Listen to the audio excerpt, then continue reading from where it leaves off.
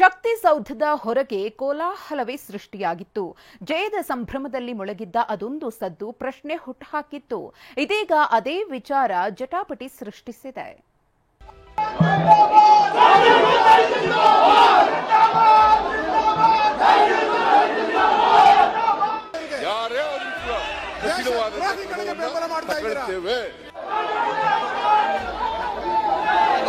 ಸನ್ಮಾನ ಮಾಡ್ತೀರಾ ಅಂತಂದ್ರೆ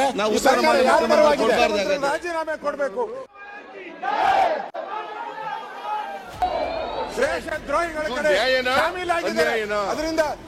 ಆಕ್ರೋಶ ನಿಂತಿಲ್ಲ, ಕಿಚ್ಚು ತಣ್ಣಗಾಗ್ತಿಲ್ಲ. ಸದನದೊಳಗೆ ಅಬ್ಬರಿಸಿದ್ದ ಕೇಸರಿ ಪಡೆ ಇಂದು ಸದನದ ಹೊರಗೂ ಹೋರಾಟ ನಡೆಸಿತ್ತು. ಅಷ್ಟಕ್ಕೂ ವಿಧಾನಸೌಧದಲ್ಲಿ ಪಾಕ್ ಪರ ಘೋಷಣೆ ಆರೋಪ ಮತ್ತೊಂದು ಹಂತಕ್ಕೆ ಬಂದಿದೆ.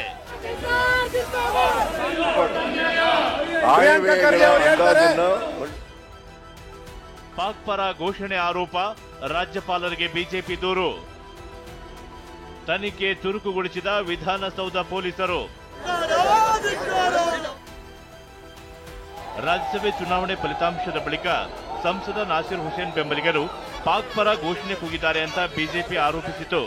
ಈ ಸಂಬಂಧ ದೂರು ನೀಡಿದರೂ ಕ್ರಮ ಕೈಗೊಂಡಿಲ್ಲ ಅಂತ ಕೆರಳಿರುವ ಕೇಸರಿ ಪಡೆ ಇಂದು ವಿಧಾನಸೌಧದಿಂದ ರಾಜಭವನದವರೆಗೂ ರ್ಯಾಲಿ ನಡೆಸಿತ್ತು. ಪಾದಯಾತ್ರೆಯ ಮೂಲಕ ರಾಜಭವನಕ್ಕೆ ತೆರಳಿದ ಬಿಜೆಪಿ ಹಾಗೂ ಜೆಡಿಎಸ್ ಶಾಸಕರು ರಾಜ್ಯಪಾಲರಿಗೆ ದೂರು ನೀಡಿದರು.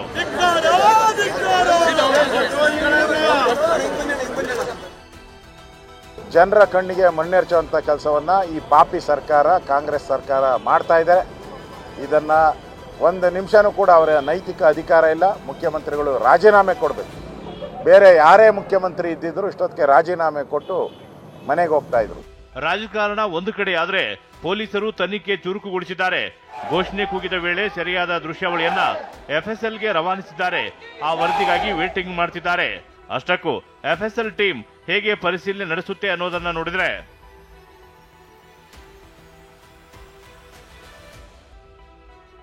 ಯಾವ ಡಿವೈಸ್ನಿಂದ ವಿಡಿಯೋ ಚಿತ್ರೀಕರಣವಾಗಿರುತ್ತೋ ಅದೇ ಡಿವೈಸ್ನಿಂದಲೇ ವಿಡಿಯೋ ಪಡೆಯಲಾಗುತ್ತೆ.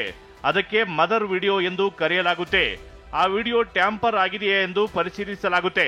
ಅಷ್ಟೇ ಅಲ್ಲ, ಎನ್ಕ್ರಿಪ್ಟ್ ಮುಖಾಂತರ ಹ್ಯಾಶಿಂಗ್ ಆಗಿದೆಯಾ ಎಂದು ಪರಿಶೀಲಿಸುತ್ತಾರೆ.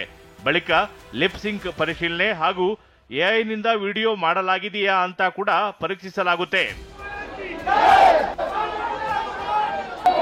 ವಿಡಿಯೋ ಅಥವಾ ಆಡಿಯೋ ಬಂದ ಮೇಲೆ ಅದು ಒರಿಜಿನಲ್ಲ ಅಥವಾ ಅದರಲ್ಲಿ ಏನಾದರೂ ಮಾಡಿಫಿಕೇಶನ್ ಆಗಿದೆಯಾ ಅಂದ್ರೆ ಇವಾಗ ವಿಡಿಯೋದಲ್ಲಿ ನಾವು ನೋಡ್ತಾ ಇರುವಂತಹ ವ್ಯಕ್ತಿನೇ ಬೇರೆ, ಆತನ ಆಡಿಯೋನೇ ಬೇರೆ, ಈ ರೀತಿ ಆಗಿರಕ್ಕೆ ಚಾನ್ಸಸ್ ಇದೆಯಾ? ಖಂಡಿತವಾಗ್ಲೂ ಸಾಧ್ಯ. ಈ ರೀತಿ ಮಾಡೋದಕ್ಕೆ ಏನ್ ಮಾಡಿರಬಹುದು?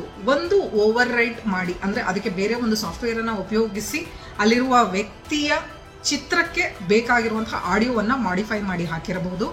ಆರ್ಟಿಫಿಷಿಯಲ್ ಇಂಟೆಲಿಜೆನ್ಸ್ ಉಪಯೋಗಿಸಿ ಅದರಲ್ಲಿ ಮಾಡಿಫೈ ಮಾಡಿ ಹಾಕಿರಬಹುದು. ಇನ್ನು ಪಾಕ್ ಪರ ಘೋಷಣೆ ಕೂಗಿದ್ದು ಬ್ಯಾಡಗಿಯ ಮೆಣಸಿನಕಾಯಿ ವ್ಯಾಪಾರಿ ಮೊಹಮ್ಮದ್ ಶಫಿ ನಾಸಿಪುಡಿ ಅಂತ ಬಿಜೆಪಿ ನಾಯಕರು ಆರೋಪಿಸಿದ್ರು. ಹೀಗಾಗಿ ಆತನನ್ನು ಕರೆಸಿದ ವಿಧಾನಸೌಧ ಪೊಲೀಸರು ವಿಚಾರಣೆ ನಡೆಸಿದ್ದಾರೆ. ಜಗದೀಶ್, ಟಿವಿ9, ಬೆಂಗಳೂರು.